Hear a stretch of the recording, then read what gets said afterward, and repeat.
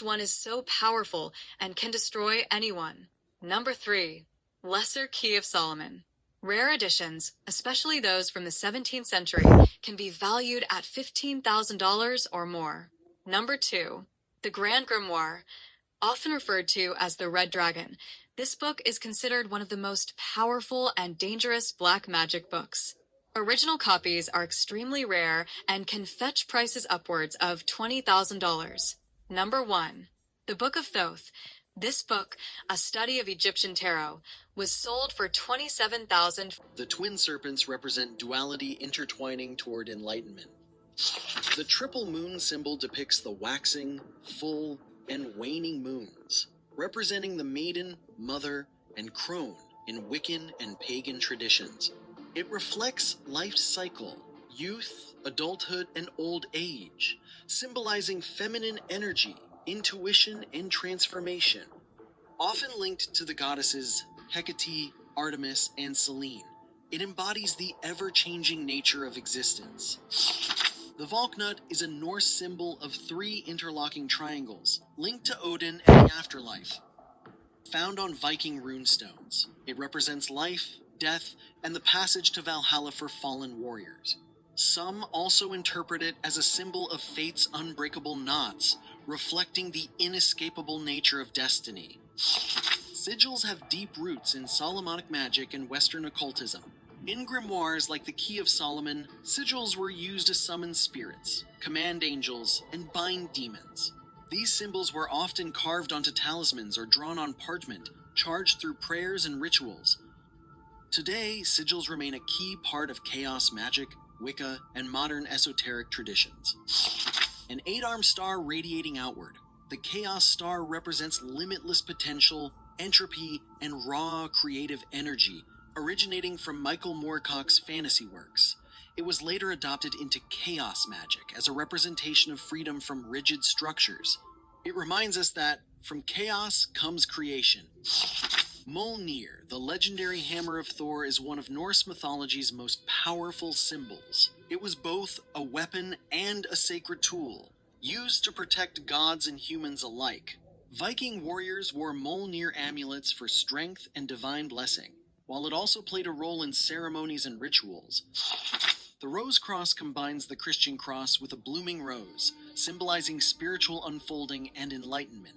It is the emblem of the Rosicrucian Order, a secret society dedicated to alchemical wisdom, mysticism, and the pursuit of hidden truths. The rose's petals represent the unfolding of divine knowledge, while the cross symbolizes sacrifice and transformation.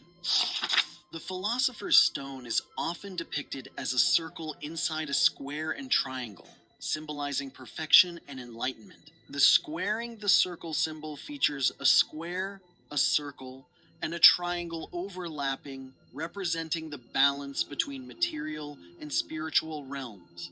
Both are intricate yet simple, embodying the mystical quest for transformation. Vivis are sacred symbols used in voodoo rituals to invoke and honor the Loa or spirits. Each Vivi acts as a spiritual gateway, calling specific Loa such as Papa Legba, the gatekeeper, or Urzuli, the spirit of love and beauty. These intricate sigil-like designs are traditionally drawn on the ground with cornmeal, flour, or ash, serving as a focal point for divine energy and communication. A striking emblem featuring a double cross, an X, and an inverted triangle, this sigil is closely tied to Luciferian philosophy. It symbolizes enlightenment, individualism, and defiance. Similar to the Veves of Caribbean voodoo. I'd done extensive research on voodoo for one of my adventure novels published in 1967. I knew the voodoo trance, wherein the participant becomes possessed by the spirit, was known to be hypnotic. The focal point of these ceremonies was the Veve of the Ogun, drawn on the ground and illuminated by candles. Somehow, this symbolic signature helped to bring forth the vision. At this point, your high school science teacher might be saying, well, if all this magic is only in the mind, weren't those old wizards and even the modern magicians like that Crowley fellow just using their imagination? Yes, they certainly were. But the human imagination, inspired by its divine creator, is the most powerful force in the universe. A river of hopes and dreams that bears us all along on its flowing course, from the beginning to the end of time, from planet Earth out to the farthest star. Let us recall a few lines from the greatest of the Romantic poets, William Wordsworth. Of shouting angels in the imperial thrones, I pass them unalarmed.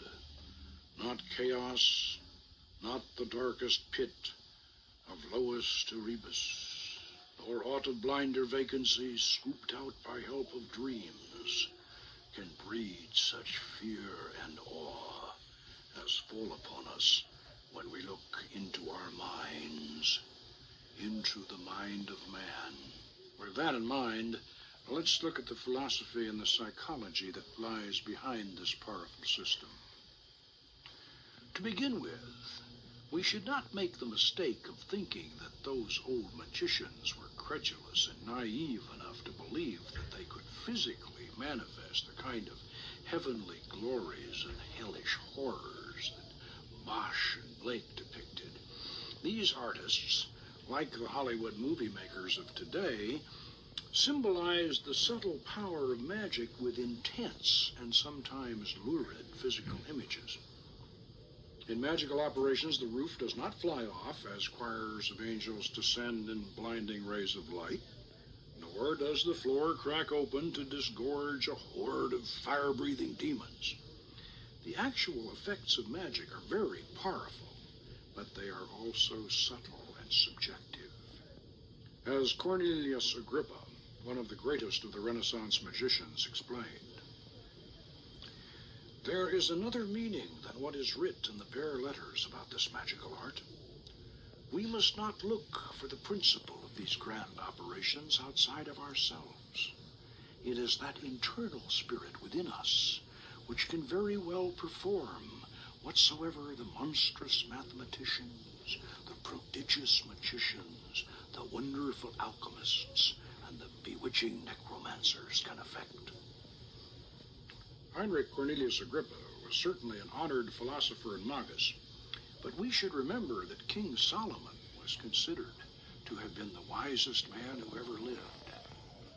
The wisdom of Solomon was proverbial. Therefore, we should not be surprised to discover that Solomon's art of magic was actually an ancient system of psychology. But before we assume that the spirits of our brass vessel are merely a collection of private individual fantasies and yearnings, we must remember that the ancient philosopher known as Hermes Trismegistus, called thrice greatest Hermes, declared in his famous emerald tablet, "True it is, without falsehood, certain and most true, that which is above is like to that which is below, and that which is below is like to that which is above, to accomplish the miracles of one thing."